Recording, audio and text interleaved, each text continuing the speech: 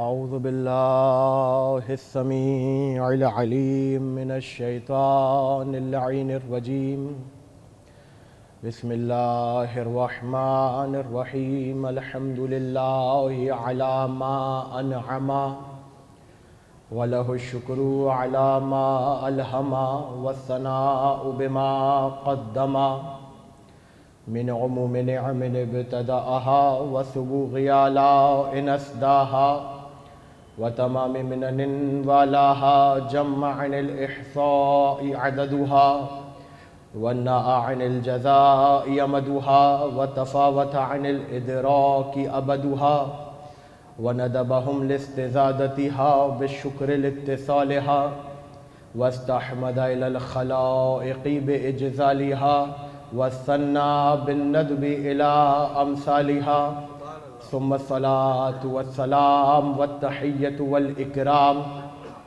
على صاحب السكينة والمدفون بالمدينة والمنصور المؤيد الذي اسمه في السماوات أحمد وفي الأرضين أبو القاسم محمد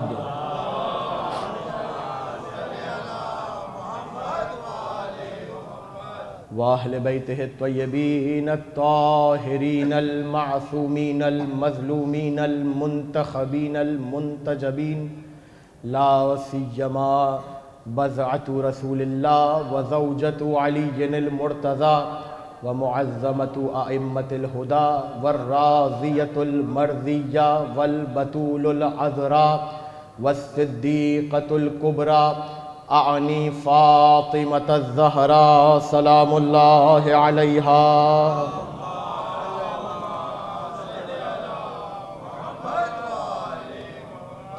ولعنة الدائمة المستمرة على أعدائهم والمقصرين في فضائلهم والشاكين في أمورهم أجمعين من الآن إلى قيام يوم الدين أما بعد فقد قال إمامنا الصادق عليه السلام وهي الصديقة الكبرى وعلى معرفتها دارت القرون الأولى صلوات تھوڑا آپ لوگ تشریف لیں آگے ممبر سے ذرا آپ لوگ قریب آ جائیں گے تو گفتگو میں آسانی رہے گی. صلوات پڑھیں محمد و آل محمد. آگے آ جائیں.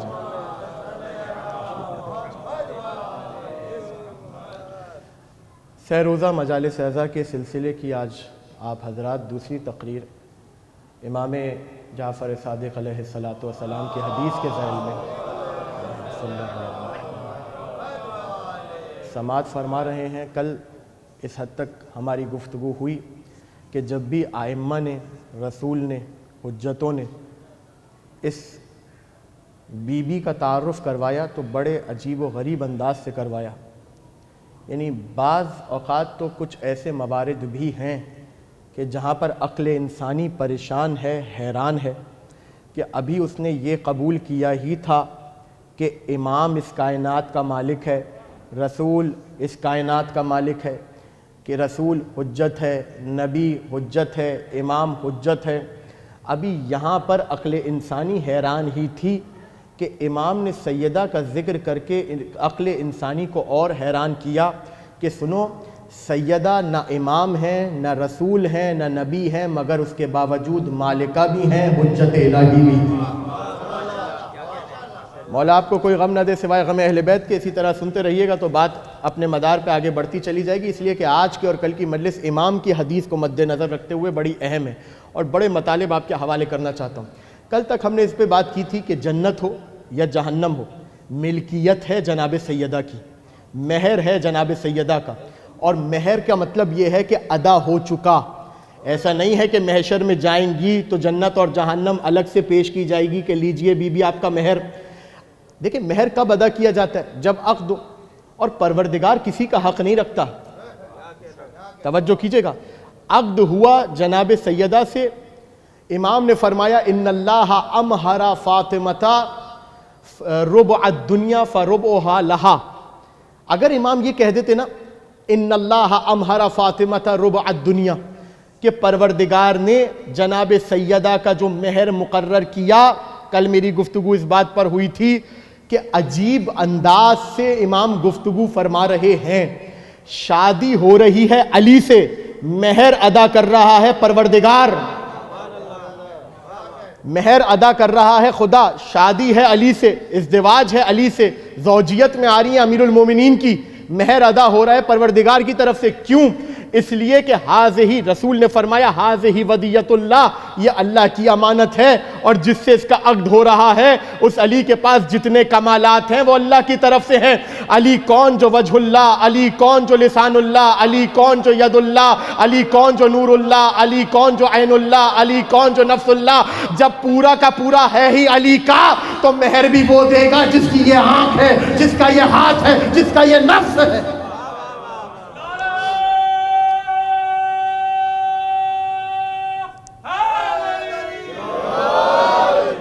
ان اللہ امہر فاطمہ ربع الدنیا. اگر حدیث یہیں رک جاتی اور بات دوسری شروع ہو جاتی کہ پروردگار نے زمین کا چوتھائی حصہ جناب سیدہ کے مہر میں رکھا، اگر حدیث یہیں رک جاتی تب تو کوئی کہہ سکتا تھا. اور پھر آگے ان اللہ امہر، اور پھر اس کے بعد فرمایا فربعھا لہا، زمین کا چوتھا حصہ اور اس کی مالکہ جناب سیدہ ہی ہیں. وامہرھا الجنۃ والنار، پروردگار نے مہر قرار دیا جناب سیدہ کے لیے جنت کو اور جہنم کو، یعنی مالکہ بنایا جنت کی بھی اور جہنم کی بھی. اور پھر فرمایا تدخلو، عجیب جملہ ہے امام کا، تدخلو اعداء النار وتدخلو اولیاء الجنہ، کہ جناب سیدہ ہی وہ ہوں گی جو اپنے چاہنے والوں کو جنت میں اور اپنے آپ سے بغض رکھنے والوں کو جہنم میں ڈالیں گی. جب یہاں تک بات ہو گئی تو یہ تو محشر کی بات ہے، ہمیں کیا معلوم محشر میں کیا ہونا ہے کیا نہیں ہونا.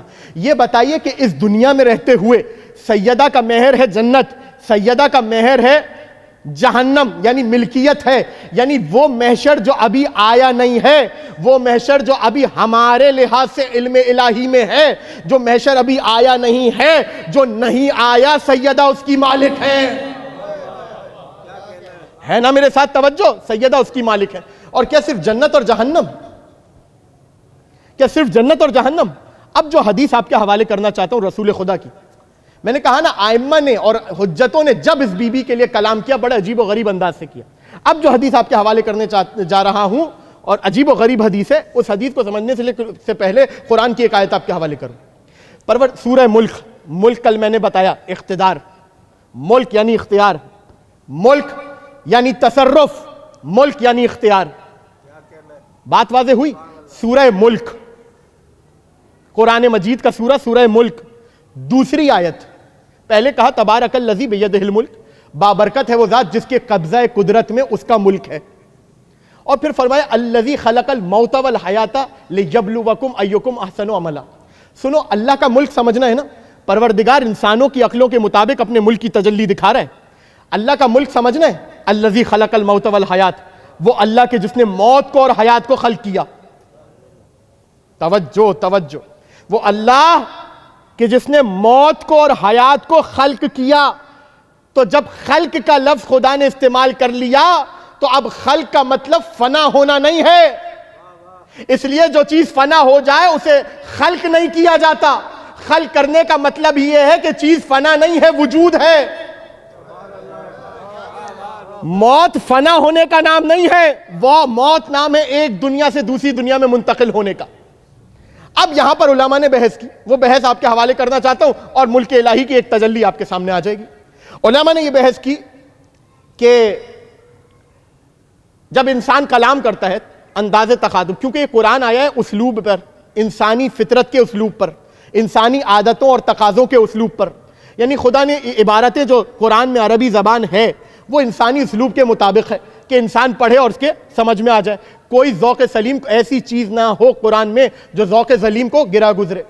اسی طرح اسلوب تخاطب میں، اسلوب بیان میں توجہ رکھیے گا بہت، ایک چیز آتی ہے اور وہ ہے ترتیب، بیان ترتیب. جو چیز پہلے ہو اسے پہلے رکھا جاتا ہے اور جو چیز بعد میں ہو اسے بعد میں رکھا جاتا ہے. ایسا ہے یا نہیں ہے؟ لیکن یہاں پر پروردگار نے اس اسلوب کو تبدیل کیا، جو بعد میں تھی اسے پہلے رکھا اور جو پہلے تھا اسے بعد میں رکھا. موت پہلے ہے یا حیات؟ بولے میرے ساتھ جوان تاکہ بات آگے بڑھے. موت پہلے ہے یا حیات؟ اور موت حیات پہلے ہے یا موت؟ بولیں بولیں. حیات. تو جب ہر صورت میں حیات پہلے ہے تو خدا نے موت کا ذکر پہلے کیوں کیا؟ توجہ کیجئے گا, میں ایصال ثواب کی مجلس نہیں پڑھ رہا ہوں, لیکن ملک الہی کو دکھانے کے لیے ایک تجلی آپ کے حوالے کرنا چاہتا ہوں. موت کا ذکر پہلے کیوں کیا؟ پہلا جواب تیزی سے سن لیجئے, دوسرے جواب کی طرف آؤں تاکہ. علماء نے لکھا کہ پہلا جواب جو دیا, اس لیے خدا نے موت کا ذکر پہلے کیا کہ انسانی عادت ہے کہ اگرچہ ترتیب کے لحاظ سے انداز تخاطب میں انسان بعد میں آنے والی چیز کو بعد میں ذکر کرتا ہے, پہلے آنے والی چیز کو پہلے, لیکن پروردگار نے یہ ترتیب اس لیے پلٹی کیونکہ انسانی اسلوب کے مطابق یہ تھا کہ جو چیز پہلے ہو انسان کی توجہ اس کی طرف زیادہ ہوتی ہے, اور جو بعد میں ذکر ہو اس کی طرف. اب میں نہیں کہہ رہا کہ یہ چیز صحیح ہے یا غلط ہے, بہرحال معاشرے میں آپ کے رائج ہے. مجلسی مجمع بیٹھا ہے, آپ نے اشتہارات دیکھیں محفلوں کے, میلاد کے, جسے سب سے آخر میں پڑھنا ہوتا ہے اس کا نام پہلے ہوتا ہے, اور جسے سب سے پہلے پڑھنا ہوتا ہے اس کا نام. اب میں نہیں کہہ رہا کہ یہ چیز غلط ہے یا صحیح ہے, کوئی رائے نہیں دے رہا ہوں, لیکن عادت انسانی کے مطابق بنانا اشتہار. کیوں؟ کیونکہ لوگوں کو متوجہ کرنا تھا, باہر سے مہمان آئے ہیں ہمارے یہاں ان کو پڑھنا ہے, لوگوں کو متوجہ کرنا تھا اس کی طرف جو آخر میں پڑھے گا, تو ذکر پہلے کیا. یہ انسانی عادت ہے, لہذا خدا نے موت کا ذکر پہلے اس لیے کیا کہ اگرچہ تم حیات کے اندر زندگی گزار رہے ہو, توجہ تمہاری موت کی طرف ہونی چاہیے. یہ پہلا جواب. دوسرا جواب بڑا لطیف ہے, اور ذرا اس جواب کو ہضم کرنے کے لیے اور سماعت فرمانے کے لیے ایک بیدار سی صلوات پڑھ دیں محمد و آل محمد.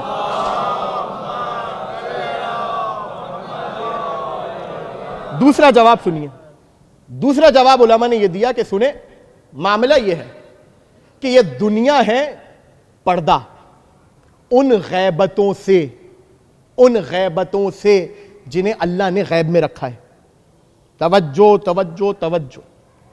فرشتہ, موت کا فرشتہ کیسا دکھتا ہے؟ کوئی مائکا لال بتا سکتا ہے؟ قبر میں کیا ہوگا کوئی بتا سکتا ہے؟ حشر میں کیا ہوگا کوئی بتا سکتا ہے؟ موت کا فرشتہ کیسا دکھتا ہے کوئی نہیں بتا سکتا, اور جب دیکھے گا تو بتانے کے قابل نہیں ہوگا. ایسا ہے یا نہیں ہے؟ تو یہ چیزیں کوئی نہیں دیکھ سکتا. بڑے سے بڑا عالم, بڑے سے بڑا فقیہ, بڑے سے بڑا مجتہد, بڑے سے بڑا مفتی, بڑے سے بڑا اسکالر, بڑے سے بڑا فلسفی, بڑے سے بڑا منطقی, بڑے سے بڑا سائنسدان, حتیٰ کہ بڑے سے بڑا صحابی ہی کیوں نہ ہو, یہ نہیں بتا سکتا کہ ملک الموت دکھتا کیسا ہے. جہاں پوری دنیا بڑے سے بڑا عالم اپنے علم کے تحت ناقص تھا, یہ بتانے سے عاجز تھا کہ ملک الموت دکھتا کیسا ہے, وہیں ایک گھرانہ ہے جو یہ بتاتا نظر آیا ملک الموت ایسا دکھتا ہے, قبر میں یہ ہوگا, محشر میں یہ ہوگا, جنت ایسی ہوگی, جہنم ایسی ہوگی. یعنی پتہ یہ چلا واحد سیدہ کا گھر ہے جو غیبتوں کو دیکھنے کے لیے موت کا محتاج نہیں ہے, جو غیبتوں کو دیکھنے کے لیے موت کا محتاج نہیں ہے. یہ تو گھر ہی وہ ہے, جب تک سیدہ اجازت نہ دے ملک الموت قدم نہیں رکھ سکتا. یہ تو گھر ہی ایسا ہے. تو ایک طرف ہے موت, ایک طرف ہے حیات. جیسے ہی حیات, ایک شخص صبح اٹھے آفس چلا جائے, شام میں گھر آ رہا ہے, گھر والوں کے ساتھ بیٹھ رہا ہے, کھانا نہ کھا رہا ہے, کام کر کے سو رہا ہے, اسے کیا خبر خدا کی رحمت کیا ہے, اسے کیا خبر خدا کے فضل کیا ہے, اسے کیا خبر کہ خدا کا کرم کیا ہے, اسے تو خبر ہی نہیں ہے. وہ تو اپنی مادیات میں اتنا مصروف, دنیا میں اتنا مصروف ہو چکا ہے. یہ چیزیں وہ ہیں کہ جو اللہ نے غیبت میں رکھی ہیں. یاد رکھیے گا, جس کو اللہ غیب میں رکھے اسے کوئی ظاہر نہیں کر سکتا, اور جسے خدا ظاہر کر دے اسے کوئی چھپا نہیں سکتا. جملہ آپ کے حوالے جیسے مرضی آئے سن لیجئے گا. اللہ نے 12ویں کو چھپایا تو آج تک کوئی ظاہر نہیں کر سکا. غدیر میں علی کی ولایت کو ظاہر کیا, آج تک کوئی چھپا نہ سکا.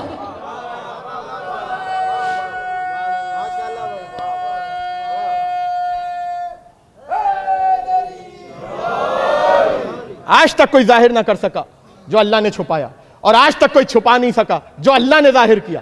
بات واضح ہو گئی. تو کچھ چیزیں ایسی ہیں جو اللہ نے غیب میں رکھی ہیں, اور کچھ چیزیں وہ ہیں جو ہماری وجہ سے غیب میں.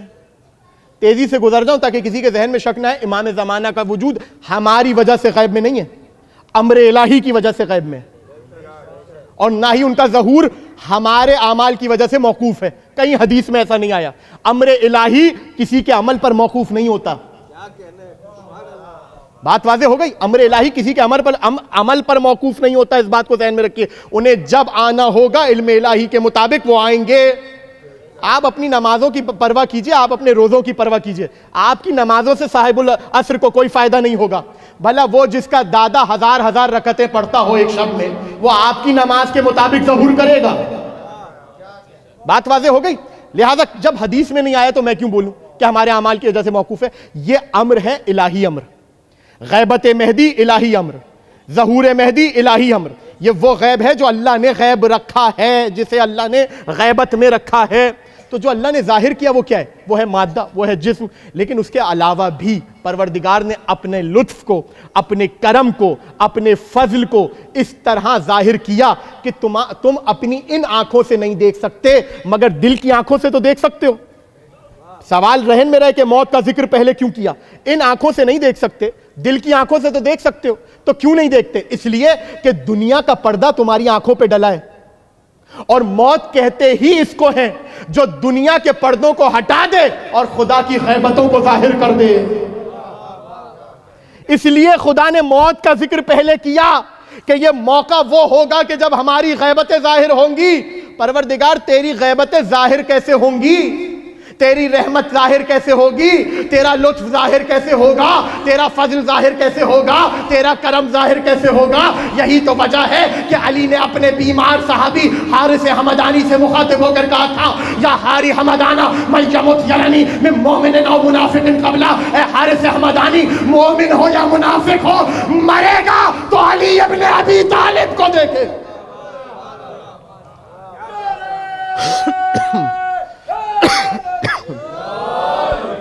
مرے گا تو علی ابن ابی طالب کو دیکھے گا. علی کی صورت میں خدا کا ملک ظاہر ہوگا. تو کیا صرف علی کی صورت میں؟ کیا صرف علی کی شکل میں خدا کا ملک ظاہر ہوگا؟ نہیں. بیٹھے ہیں مسجد میں نبی, موت کا ہولناک منظر. اصحاب کے حوالے صلوات پڑھیں محمد والے. بہت شکریہ جزاک.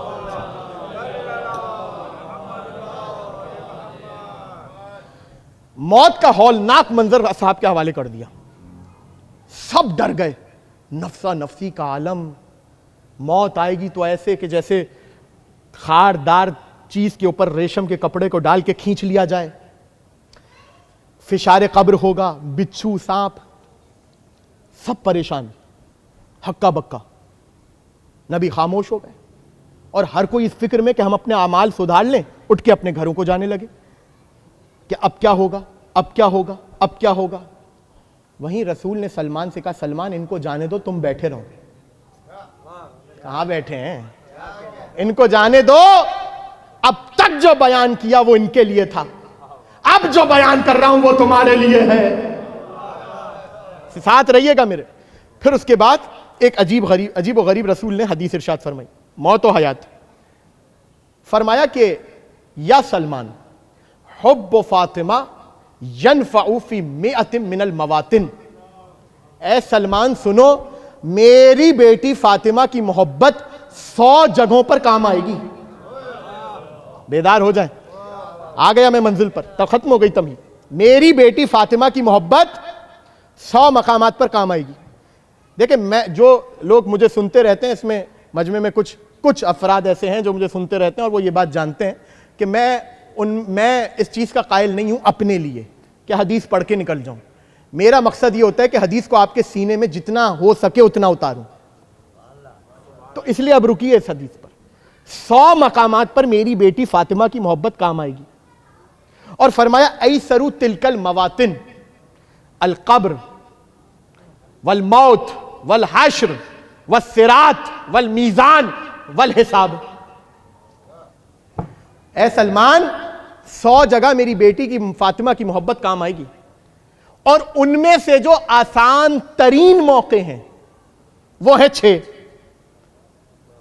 جب 6 نکال دیں تو کتنے بچے؟ بولے 94 بچے. تو رسول فرما رہے ان 100 میں سے 6 آسان ہیں, اور آسان ان کو کہا جن کو دنیا سب سے زیادہ مشکل سمجھتی ہے. پتہ نہیں کہاں بیٹھے ہیں آپ, اگلا جملہ چلیں آپ کے حوالے کر دوں تاکہ آپ کی جو لوگ سو رہے ہیں وہ پھر بھی جاگ جائیں. اول تو کوئی نہیں سو رہا، لیکن پھر بھی چلیں آپ کی توجہات کو حاصل کرنے کے لیے کچھ جملے کہنے پڑتے ہیں. جو 100 موقع رسول ذکر کر رہے ہیں ان میں سے 6 بتا رہے ہیں کہ 6 موقع وہ ہیں جو سب سے آسان ہیں. وہ کیا ہیں؟ موت، قبر، حشر، میزان، صراط، محشر، حساب. یہ 6 موقع سب سے آسان ہیں.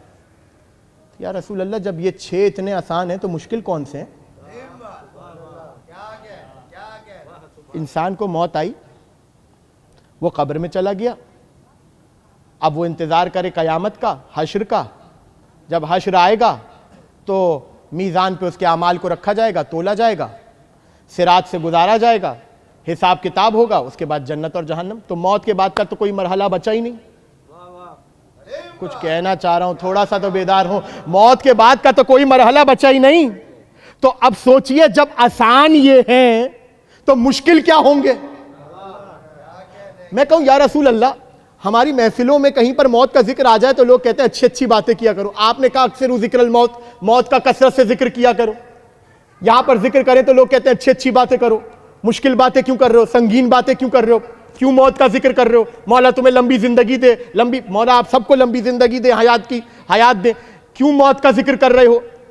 یعنی موت کو اتنا مشکل سمجھا ہوا ہے. یہاں بندہ مرا وہاں تسبیحیں شروع، یہ بھی بخش دو، وہ بھی بخش دو، وہ بھی بخش دو، گناہ مٹ جائیں، پروردگار اس کے گناہوں کو مٹا دے، گناہوں صغیرہ و کبیرہ کو مٹا دے، شفاعت عطا فرما. اعلی علیین میں دعائیں ہو رہی ہیں کثرت سے، قرآن بخشے جا رہے ہیں، یہ ہو رہا ہے، وہ ہو رہا ہے. بعید نہیں کہ رسول کی آواز ہے یہی تو دنیا والوں کو بتانا ہے جسے تم سب سے زیادہ مشکل سمجھتے ہو، فاطمہ کی محبت اسے سب سے آسان کر دے گی.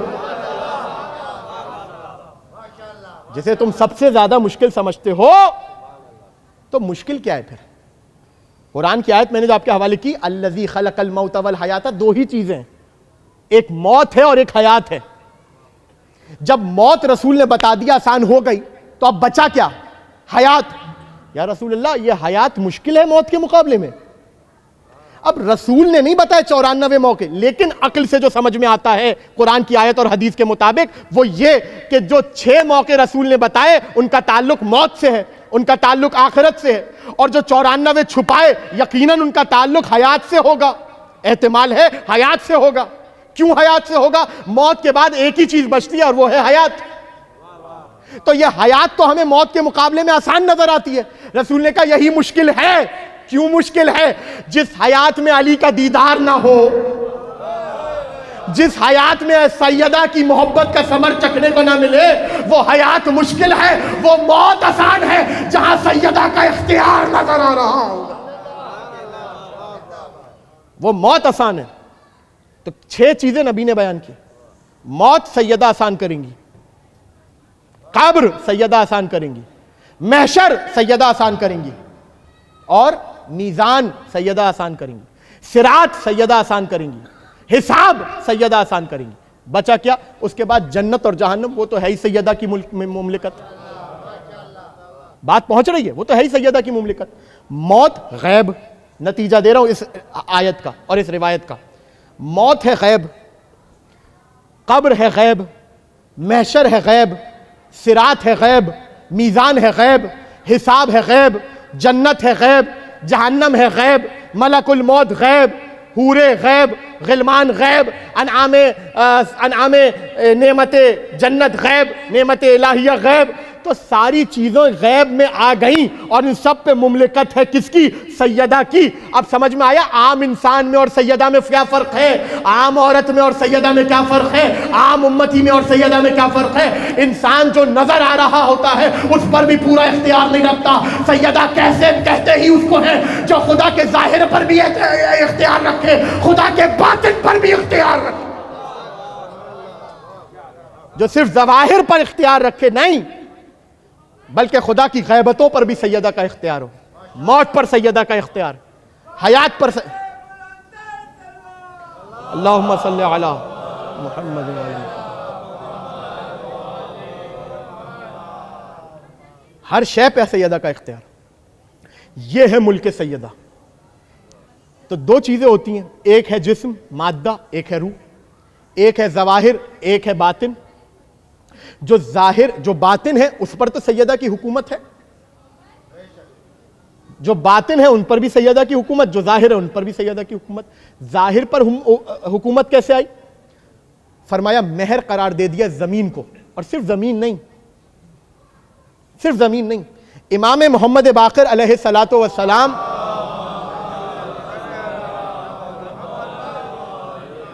اب تک کی جتنی مجلس تھی وہ تھی تمہید، اب مجلس کا آغاز ہو رہا ہے. اجازت دیں گے آپ مجھے؟ ایک ایک بندے کی توجہ چاہتا ہوں. امام باقر علیہ السلام نے ایک حدیث، طویل حدیث ارشاد فرمائی جس میں پروردگار اپنے حبیب سے مخاطب ہے، رسول خدا سے. کون بتائے گا کہ خدا حبیب سے مخاطب ہے؟ اولاد رسول ہی بتائے گی، اور کون بتائے گا؟ اور مخاطب ہو کر کہہ رہا ہے پروردگار جعلت نحلتها من علی خمس الدنیا وثلث الجنہ.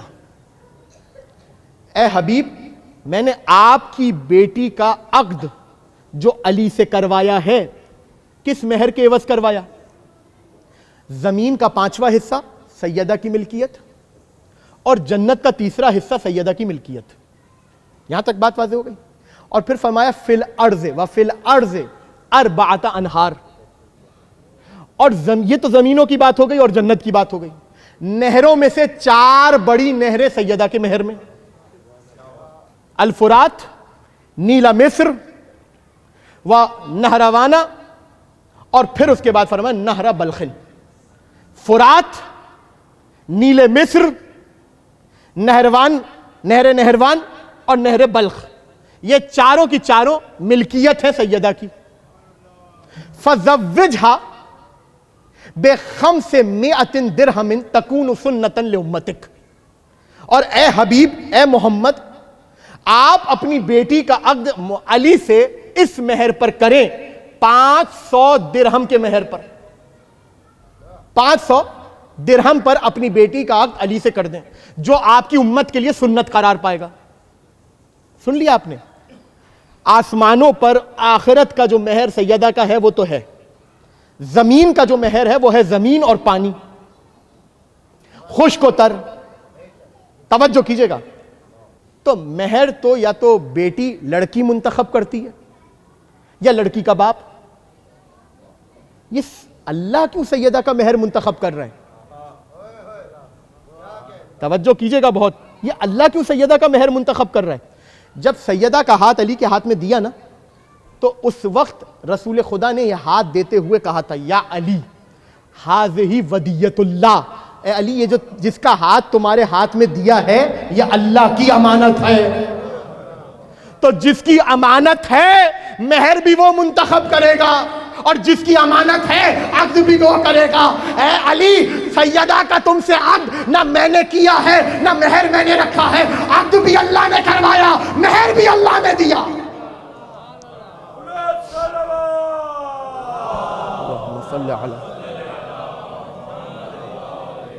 اور پھر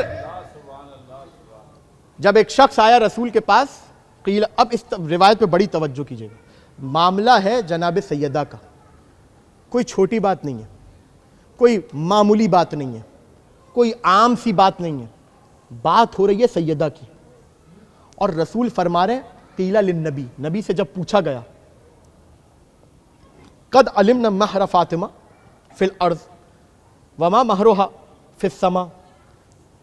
اے رسول، یہ بتائیے کہ زمین پر جو سیدہ کا مہر ہے وہ تو ہمیں معلوم ہے، جو روایات میں بھی آیا 500 درہم. سب سے صحیح ترین روایت علامہ مجلسی کے مطابق 500 درہم کی ہے. ٹھیک ہے.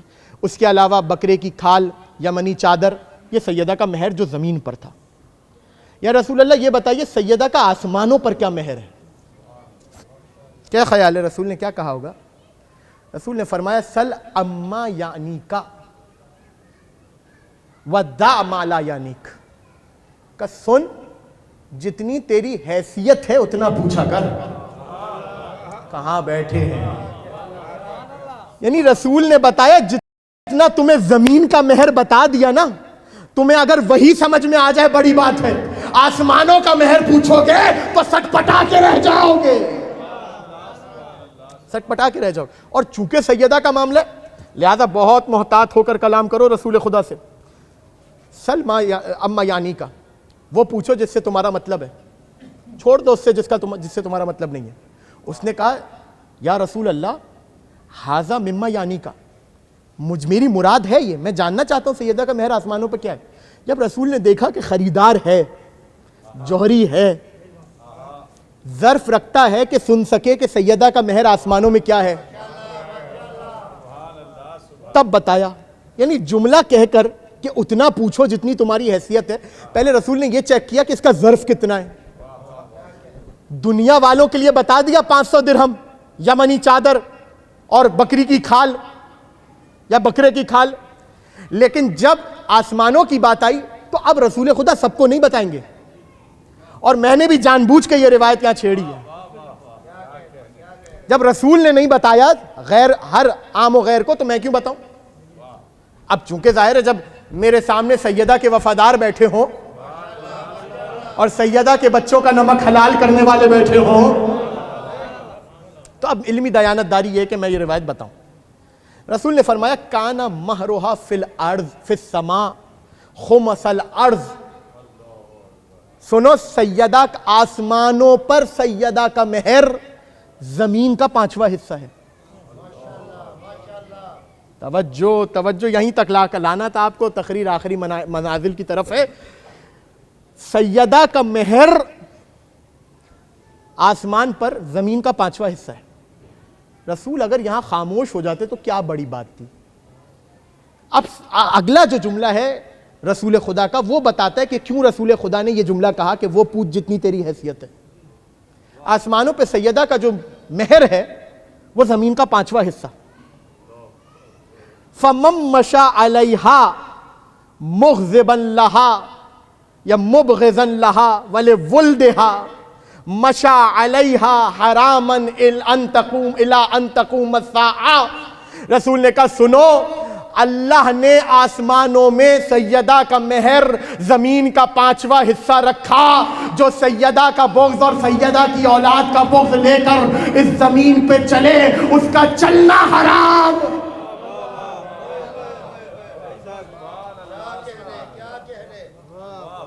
ابھی دیکھ لوں تاکہ آگے کا جملہ بھی آپ کے حوالے کر سکیں، رسول کا نہیں اپنا، حدیث تو ختم ہو گئی۔ قیامت تک اس کا اس زمین پہ چلنا حرام۔ کیوں حرام؟ ملکیت ہے سیدہ کی، سیدہ کا بغض لیکن چل رہے ہیں سینہ چوڑا کر کے، کر و فر کے ساتھ زمین پر، خدا کہہ رہے چلنا حرام، رسول فرما رہے چلنا حرام۔ اچھا چلنے والی بات تو چھوڑ دیجئے، اسی زمین پر چلنا کیوں حرام ہے؟ مبغض سیدہ کا اور مبغض اولاد سیدہ کا اس زمین پر چلنا کیوں حرام ہے؟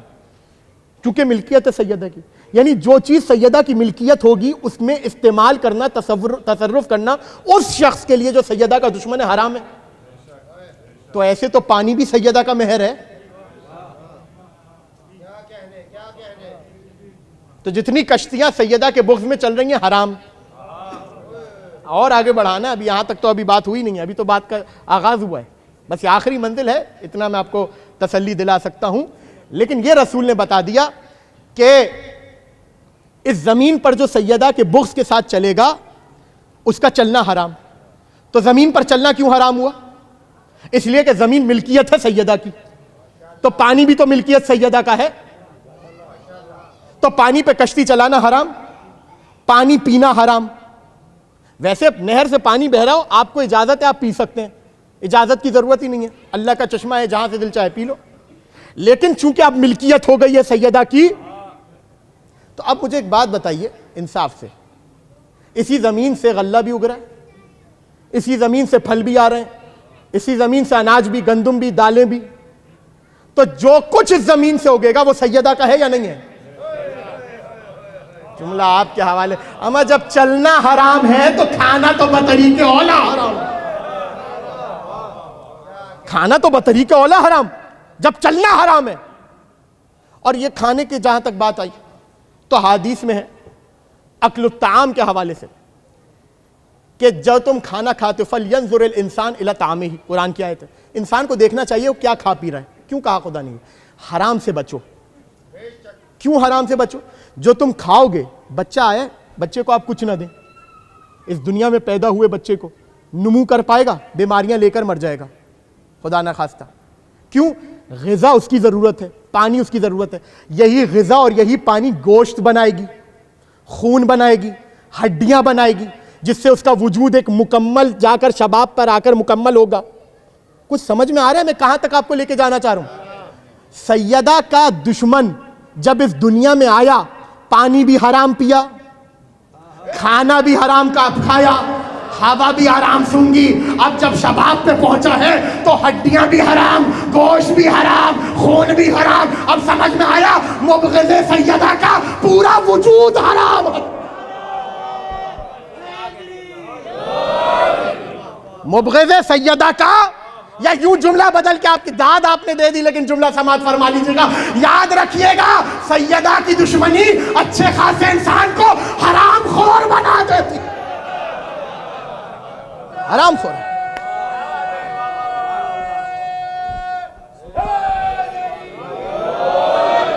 مجھے یہ کہنے میں کوئی عار نہیں ہے، حرام خور ہے جو سیدہ کا دشمن ہے. چلیں یہ تو ہو گیا کھانے پینے کا معاملہ، بس تیزی سے آگے بڑھ رہا ہوں. یہ تو ہو گیا کھانے پینے کا معاملہ. اب اٹھائیے فقہ اور سوال کیجئے ہر طبقے کے عالم سے. سرکار نماز پڑھنی ہے، مالک نے اجازت نہیں دی کہ اس کی زمین پر نماز پڑھو. کہاں بیٹھے؟ نماز ہو جائے گی؟ وہ کہیں گے نہیں ہو سکتی. نماز نہیں ہو سکتی تو مسجد بھی غلط. ساتھ ہے نا؟ تقریر ختم کروں یا آخری جملہ آخری منزل آپ کے حوالے کر دوں؟ تو نماز ہو جائے گی؟ کہا نہیں ہوگی. باطل ہے اگر مالک کی اجازت کے بغیر اس کی زمین پر نماز پڑھ لی جائے. باطل ہے، باطل ہے. دیکھیں دو چیزیں ہیں، ان کو اچھی طریقے سے سمجھیے. ایک ہے شرط، ایک ہے شطر. شرط اسے کہتے ہیں جو عمل کے اوپر حاوی ہوتی ہے. شطر کہتے ہیں اجزاء کو، جز کو، جو عمل میں داخل ہوتا ہے.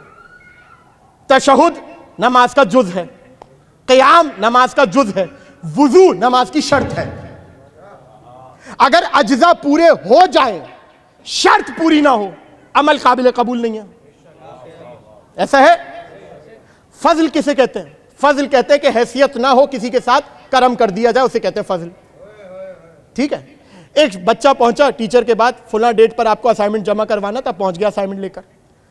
ٹیچر نے کہا اجزاء تو سارے پورے ہیں، اے ٹو زی سارا کام تم نے کیا ہوا ہے، لیکن شرط پوری نہیں ہوئی. جو ڈیٹ ہم نے دیتی اس سے 2 دن لیٹ آئے ہو، تو اب اگرچہ تمہارے اجزاء پورے ہیں قبول نہیں کریں گے. اور ایک بچہ 2 دن پہلے آ گیا مقررہ ڈیٹ سے، اسائنمنٹ لیجئے، 1-2 چیزیں اس میں مسنگ تھیں، تو ٹیچر نے کہا ٹھیک ہے اب بیٹھ کے وقت ہے تو بیٹھ کے اس کو مکمل کر لو، یا پھر ہم تمہیں 1-2 نمبر اس کے دے دیں گے. یعنی فضل بھی وہاں ہوتا ہے جہاں پہ شرط پوری ہو.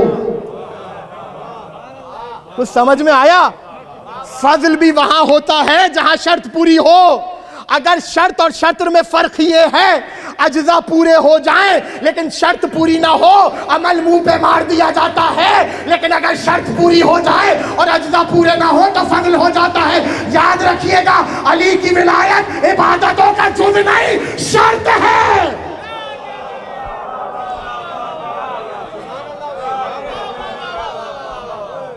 تو اگر علی کی ولایت نہ ہو اور کوئی نماز پڑھے، ہمارے عقیدے کے مطابق باطل ہے، لیکن اس کی فقہ کے مطابق تو جائز ہے. بھائی ہمارے عقیدے کے، وہ جس فقہ میں بھی پڑھ رہا ہے، جس شریعت کو بھی فالو کر رہا ہے، اس کے مطابق کیا ہو جائے گی؟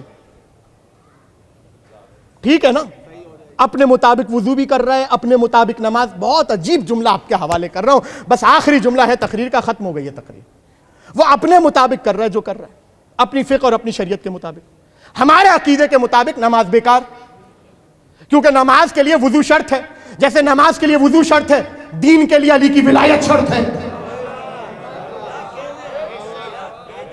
دین کے لیے، ختم ہو رہی ہے تقریر، آخری جملے، دین کے لیے علی کی ولایت شرط ہے. تو اگرچہ اس نے نماز اپنی فقہ کے مطابق صحیح پڑھی ہے، ہمارے عقیدے کے مطابق باطل ہے. اب آئیے اس مرحلے پر، زمین ہے سیدہ کی ملکیت. سیدہ کا بغض رکھ کر اگر کوئی نماز پڑھ رہا ہے تو نہ صرف یہ کہ ہمارے عقیدے میں باطل ہے، اس کی فقہ میں بھی باطل ہے. حیدر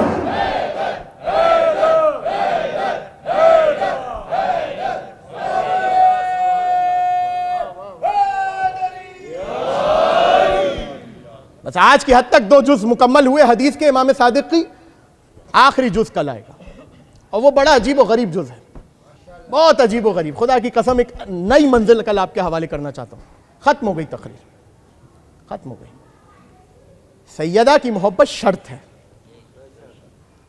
یہ زمین سیدہ کی، یہ پانی سیدہ کا، یہ جنت سیدہ کی.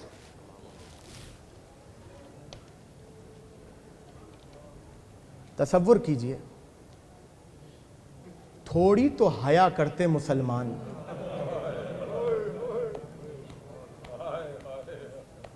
کس پر جلتا ہوا دروازہ گرا رہے تھے.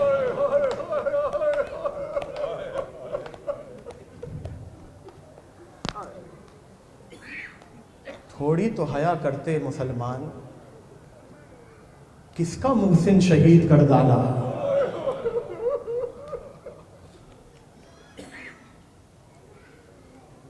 عزادارو، آپ کربلا کی مصیبتیں سنتے ہیں نا؟ کربلا کی مصیبتوں میں ایک مصیبت آپ سنتے ہیں کہ ایک 4 سال کی بچی تھی، اس کے کانوں میں 2 قیمتی بالیاں تھیں. کس بے دردی سے نوچا گیا. مجھے معاف کیجئے گا اگر سینے پہ لگے یہ جملہ، جتنے سادات ہیں مجھے معاف کیجئے گا، لیکن ایسے روئیے گا. بی بی کا لقب ہے ام المومنین، مومنین کی ماں. آج شب شہادت ہے آپ کی ماں کا. ایسے رونا جیسے بچے ماں کے لاشے پر روتے ہیں.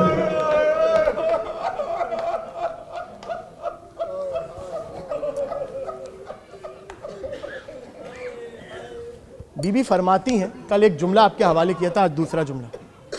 النار تسعر وتسفع وجہی. اس دروازے کی آگ اتنی تھی کہ میرے چہرے کی جلد جھلس کے لال ہو گئی تھی. اس کے بعد بی بی اپنے مصائب خود بیان کر کے کہتی ہیں، ایک ملعون نے مجھے ایسا تماچا مارا، میری بالیاں ٹوٹ کے زمین پر گریں.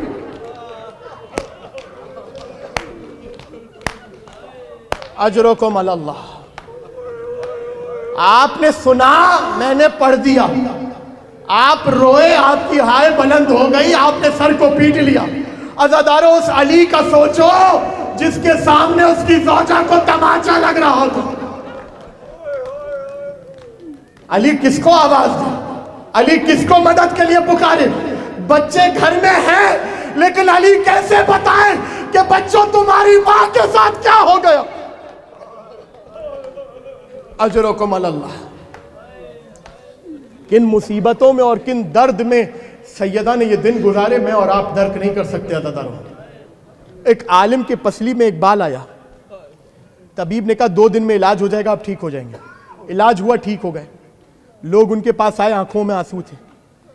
آپ رو کیوں رہے ہیں؟ بہت درد ہوا ہے. کہا مجھے تو درد، میں اپنے درد پہ نہیں رو رہا، میں یہ سوچ رہا ہوں کہ 2 دن برداشت نہیں کر سکا، محمد کی بیٹی 95 دن کیسے زندہ رہے. اللہ اکبر. محسن کا زخم اپنی جگہ، پسلیوں کا درد اپنی جگہ، تازیانوں اور قبضوں کا درد اپنی جگہ. عالم یہ ہے کہ گھر میں علی داخل ہوئے، سیدہ کی آنکھوں میں آنسو دیکھے. خدا جانے سیدہ نے کیا سوچ کر گریہ کیا ہوگا. علی نے کہا سیدہ آپ روتی کیوں ہیں؟ یا علی، میں نے سنا ہے آپ کو مدینے میں کوئی سلام نہیں کرتا. ہائے ہائے ہائے، آوازیں بلند ہو گئی نا عزادارو. شیعوں کے لیے قیامت کا جملہ ہی یہ ہے، علی کو کوئی سلام نہیں کرتا.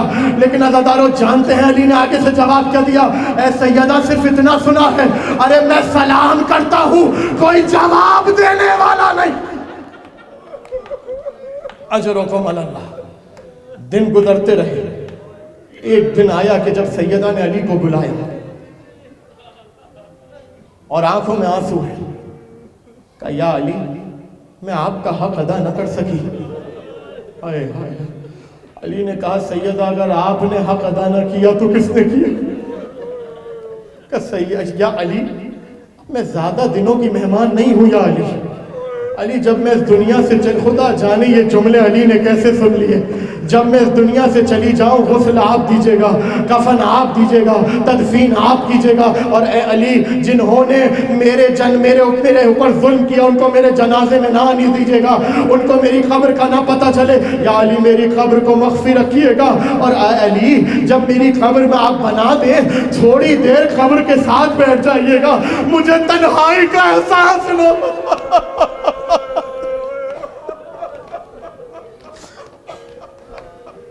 اجرکم اللہ۔ سانس لے لیں عزتدارو، اس لیے کہ جملے بہت سخت ہیں۔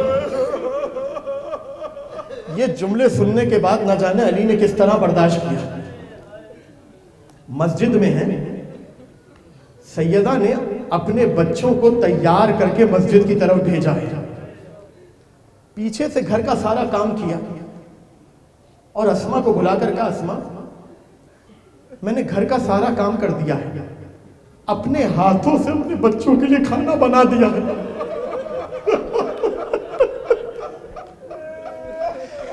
میرے بچے جب مسجد سے آ جائیں تو ان کو کھانا کھلا دینا، اور اے اسما میں اس حجرے میں موجود ہوں، دروازہ بند ہے، جب تک میری تسبیح و تحلیل کی آوازیں آتی رہے سمجھنا میں زندہ ہوں، اور جہاں تسبیح کی آواز آنا بند ہو جائے سمجھ جانا میں اس دنیا سے چلی گئی۔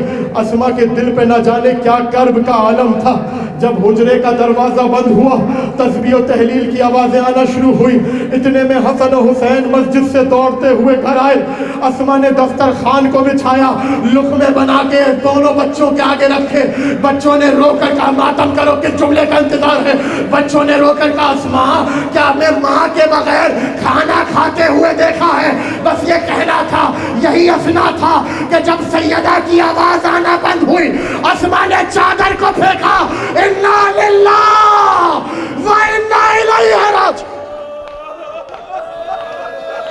بچوں وہ ماں کہاں رہی جو لقمے بنا بنا کے دیا کرتی تھی۔ جیسے ہی بچوں نے یہ سنا سر سے امامے کو پھینک دیا، گریبان کو چاک کر لیا، آستینوں کو پلٹا، گھر کی خاک کو سر پر ڈالا، دوڑتے ہوئے مسجد کی طرف گئے۔ علی نے جیسے ان بچوں کو ان حالت میں دیکھا اپنی جگہ سے کھڑے ہو گئے، علی کھڑے ہو گئے، نہ جانے کس خبر کا انتظار تھا دنیا والوں کو۔ ایک مرتبہ جانتے عزتدارو علی جیسا بہادر، علی جیسا شجاع جو اکیلا تنہا سورماؤں کا مقابلہ کرتا تھا، جس نے مرحب و انتر کو پچھاڑا تھا، زندگی میں دو ہی موقع ایسے ہیں جہاں علی جیسا بہادر منہ کے بل زمین پر گرا ہے، ایک 19 ماہ رمضان کو جب علی کو ضرب لگی ہے، دوسرا موقع یہ تھا جب بچوں کو دیکھا تو ایک مرتبہ بچوں نے آواز دی یا بتا لقد ماتت امنا، بابا ہماری ماں چلی گئی، فبکى علی علی وجہ، علی منہ کے بل زمین پر گر پڑا۔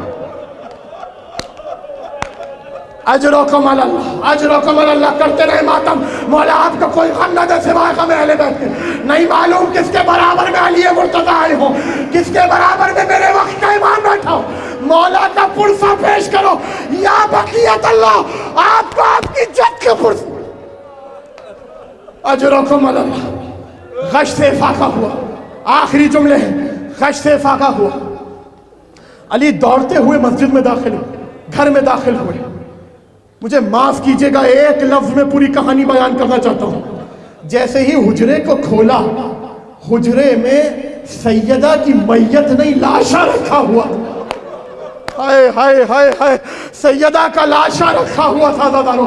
ایک مرتبہ سرحانے آ کر بیٹھے، کافی دیر روتے رہے، بچوں سے کہا بچوں آخری جملے ہیں، بچوں دیدار کر لو ماں کا، اب جو چھوٹو گے تو ملاقات محشر میں ہوگی۔ بچے آگے بڑھے، اتنے میں علامہ دستغیب شیرازی کہتے ہیں حسین نے اپنے گالوں کو ماں کے تلووں پہ ملنا شروع کیا۔ آخری جملے ہیں، ماں کے تلووں پہ ملنا شروع کیا، اماں مجھے جواب دو نہیں تو حسین مر جائے گا۔